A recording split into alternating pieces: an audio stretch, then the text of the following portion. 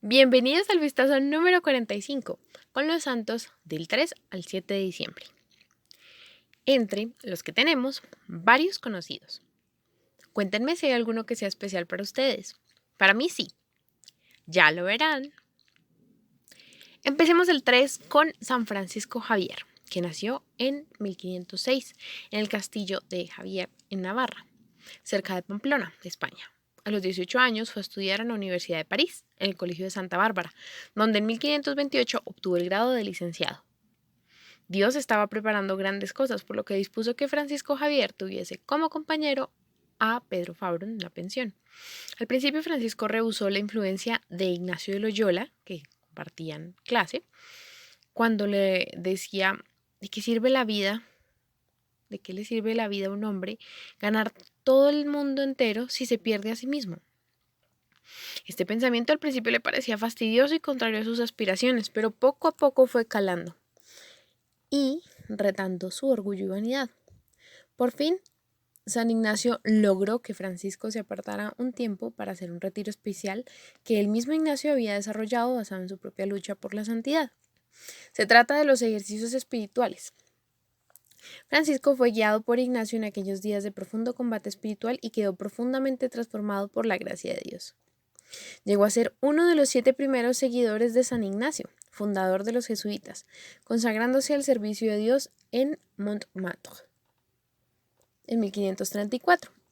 Hicieron voto de absoluta pobreza y resolvieron ir a Tierra Santa para comenzar desde allí su obra misionera, poniéndose en todo caso a la total dependencia del Papa. Junto con ellos recibió la ordenación sacerdotal en Venecia 3 años más tarde, y con ellos compartió las vicisitudes del nacimiento de la Compañía de Jesús. Abandonó el proyecto de Tierra Santa y emprendieron camino hacia Roma, en donde Francisco colaboró con Ignacio en la redacción de las constituciones de la Compañía de Jesús. Estuvo en la India, Japón y a puertas de China. Fue hasta 1540 cuando el Papa Paulo III aprobó la fundación de la Compañía de Jesús, y en 1551 Francisco Javier es nombrado provincial de la Compañía de Jesús en India. Por eso es que realizó ese peregrinaje por Asia, en medio del cual, en la isla china de Shangchuan, muere a sus 46 años. Imagínense. Y su cuerpo está incorrupto. Fue trasladado a Malaca, donde todos salieron a recibirlo con gran gozo, y luego a Goa, donde los médicos lo revisaron. Allí reposa todavía, en la iglesia del Buen Jesús. Francisco Javier fue canonizado en 1622, al mismo tiempo que Ignacio de Loyola, Teresa de Ávila, Felipe Neri e Isidro Labrador. La parroquia se encuentra en la carrera Quinta A, número 8 Sur 49. Este es su bello interior. Bien grande y hermoso. El 4 conmemoramos a San Juan Damasceno y a Santa Bárbara. El primero era uno de los de la larga fila de aristotélicos cristianos y uno de los 2 grandes poetas de la Iglesia Oriental. El santo pasó su vida entera bajo el gobierno de un califa maometano, y este hecho muestra el extraño caso de un padre de la Iglesia cristiana, protegido de las venganzas de un emperador cuyas herejías podía atacar impunemente, ya que vivía bajo el gobierno musulmán. Fue uno de los más grandes y fuertes defensores del culto de las sagradas imágenes en la amarga época de la controversia iconoclasta. Como escritor teológico y filósofo no intentó nunca ser original, ya que su trabajo se redujo más bien a compilar y poner en orden lo que sus predecesores habían escrito. A pesar de su formación teológica, no parece haber considerado al principio otra carrera sino la de su padre, jefe del Departamento de Recaudación de Impuestos, a quien sucedió en su oficio. En la corte podía llevar libremente una vida cristiana, y ahí se hizo notable por sus virtudes y especialmente por su humildad. Sin embargo, el santo renunció a su oficio y se fue de monje a la Laura de San Sabas, lugar donde escribió sus primeras obras contra los iconoclastas, compuso himnos y poemas. El resto de su vida se la pasó escribiendo teología y poesía, y allí murió a una edad avanzada. Santa Bárbara, la segunda santa de este día, era hija de un hombre muy rudo llamado Dioscoro. Como ella no quería creer en los ídolos paganos de su padre, este la encerró en un castillo, al cual le había mandado colocar únicamente 2 ventanas, pero ella le dijo a los obreros que añadieran una tercera para acordarse de la Santísima Trinidad. Sin embargo, este acto enfureció más a su incrédulo padre, quien permitió que la martirizaran cortándole la cabeza con una espada. De esta manera es representada con una espada, una palma en señal del martirio que vivió y con una corona porque se ganó el reino de los cielos. La misma tradición señala además que cuando Dioscoro bajaba del monte donde había matado a su hija, le cayó un rayo y lo mató. Y es por esto que muchas personas rezan a la santa para pedir su intercesión y verse libre de los rayos de las tormentas. En su sepulcro se obraron muchos milagros. La parroquia antiquísima, espectacular, en Bogotá, está en la carrera 6B con séptima. Este es su asombroso altar.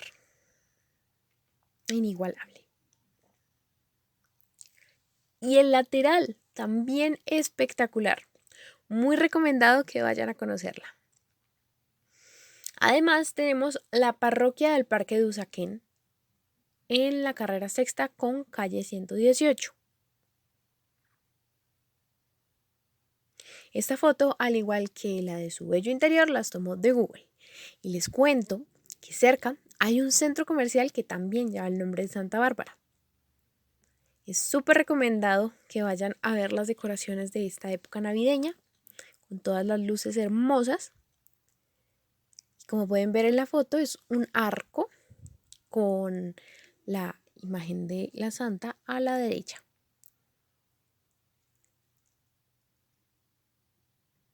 El lugar se llama Hacienda Santa Bárbara y cuenta con diseño único, con encantadores recovecos para recorrer. El 5 está San Sabas, abad, el que acabo de mencionar, quien nació en Turquía en el año 439. Era hijo de un comandante del ejército, quien tuvo que partir a tierras lejanas y lo dejó confiado a un tío. Apenas a los 8 años sufrió el desprecio de sus parientes, los cuales se rehusaban a educarlo. San Sabas se fue a un monasterio y después de pasar varios años como monje ejemplar en su tierra, decidió partir a Jerusalén para aprender la santidad con los monjes de ese país. Se dedicó a una vida llena de oración y penitencia. Trabajaba 10 horas al día, hacía canastos y los vendía para poder llevar alimentos a los más ancianos y débiles.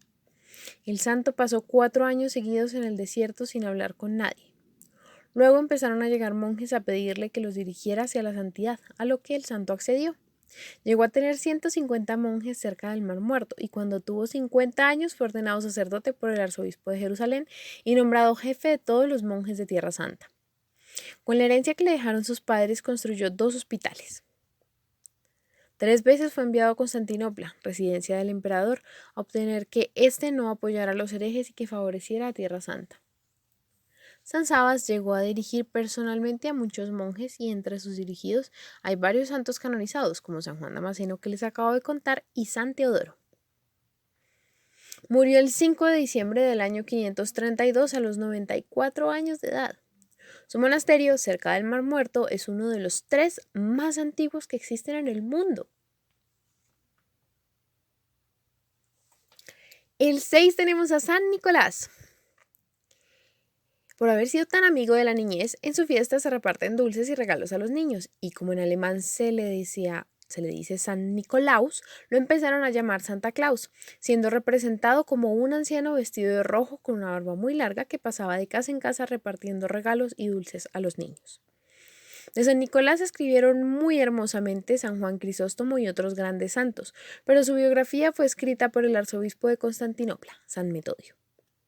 Desde niño se caracterizó porque todo lo que conseguía lo repartía entre los pobres.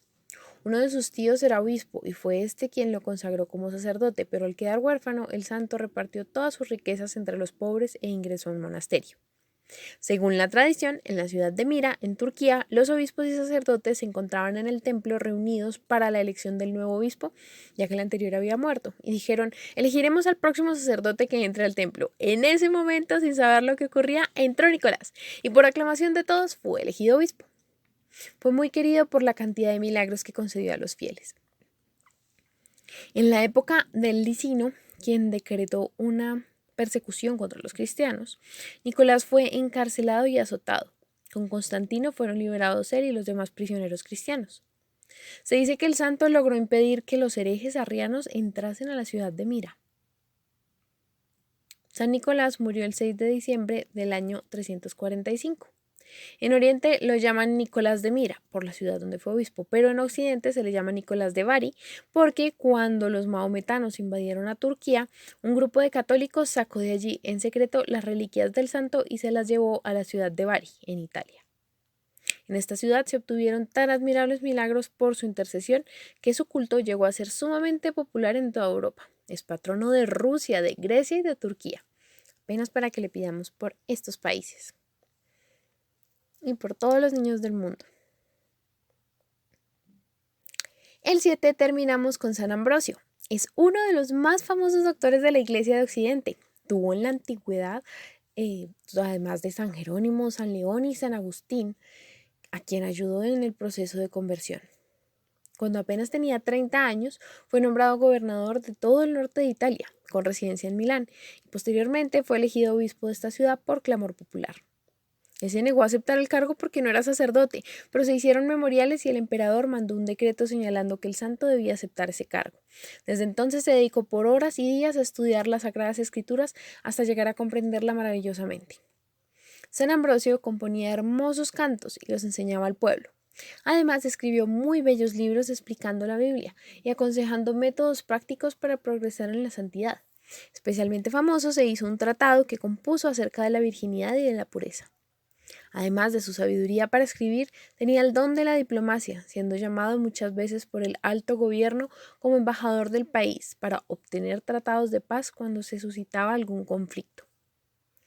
San Ambrosio falleció el Viernes Santo del año 397 a la edad de 57 años.